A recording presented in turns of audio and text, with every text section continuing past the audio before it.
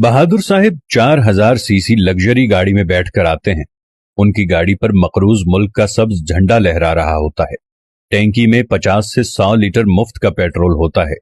वो कुर्सी पर विराजमान होकर अपने ऑफिस में बैठकर सारे कैमरे आगे लगाकर 275 रुपए फी लीटर की बदखबरी ये कहकर सुनाता है कि मजीद इजाफे के लिए तैयार रहें क्योंकि मुल्क को बचाना है।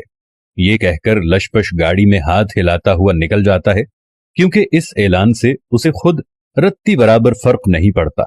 कौम के दर्द में मरने वालों के बयानात का निचोड़ ये है कि मुल्क बचाना है तो फिर महंगाई बर्दाश्त करना होगी। जी बेहतर, मुल्क ही तो बचाना है। क्या आप इसमें हिस्सा डालेंगे?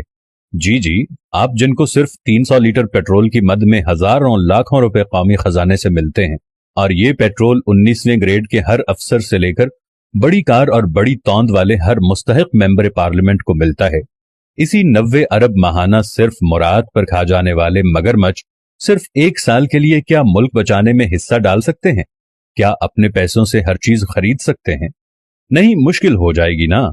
मुफ्त बिजली, मुफ्त पेट्रोल, सब्सिडी और टैक्स फ्री अय्याशी, मगर वीआईपी इलाज, एयर कंडीशन घर, एयर कंडीशन ऑफिस, मुफ्त तालीम, पूरी दुनिया के मुफ्त चक्कर, ये सब न रहा तो ये मुस्तहिक अशराफिया तो मर जाएंगे। लेकिन हर बार रोते हुए कहते हैं मुल्क दिवालिया हो रहा है। इस दिवालियापन में किसी एक लीडर ने कभी अपनी मुराद वापस करने का ऐलान किया है आज तक? किसी एक बंदे ने 90 अरब रुपए की माहाना अय्याशी बंद करने का नाम लिया क्या? आप कोई सियासी हो, कोई जर्नैल हो, कोई जज हो, कोई आम अफसर हो, कभी किसी एक ने अपनी और नस्ली शहजादों की शाहाना मुराद का नोटिस लिया? नहीं ना। तो मुनाफिकों, फिर रोना किस बात का है? मुल्क के वसीतर मफाद में हमने ही सिसकना, रोना और तड़पना है, तो आपका इस वतन और तकलीफ से क्या ताल्लुक? हम मुल्क बचाने के लिए फाका करने को तैयार हैं।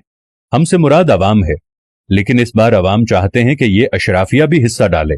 ये मुल्क सिर्फ हमारा नहीं है, ये मुल्क सिर्फ गरीब अवाम का नहीं, ये मुल्क सिर्फ सियासतदानों का नहीं, ये मुल्क सिर्फ जजों जर्नैलों का नहीं, ये मुल्क सिर्फ ब्यूरोक्रेट्स का नहीं। अगर ये मुल्क किसी एक का नहीं तो हिस्सा डालने के लिए हर वक्त सिर्फ गरीब ही को क्यों आजमाया जाता है? अगर कोलंबो जैसे हालात पैदा हो गए हैं ना, और एक एक अय्याश को गिरेबान से पकड़कर कौम चौक में ले आए, तो कौम को इल्जाम मत देना। भूख, मुफलिसी, खाली जेब और खाली पेट इतनी बुरी चीज है कि ऐवान हिला देती है। अवाम आपसे कहते हैं कि गरीब के पास खाने के लिए खत्म हो रहा है। तुम लोगों ने आज भी उनका साथ नहीं दिया तो फिर कल मत कहना कि बहुत देर हो चुकी है। आए बिला तफरीक हम सब मिलकर जाती वाबस्तगी से हटकर मुल्क को बचाते हैं। किसी भी जमात से हटकर हम एक दूसरे के लिए सोचना शुरू करते हैं और मुल्क के बारे में सोचते हैं। मुराद में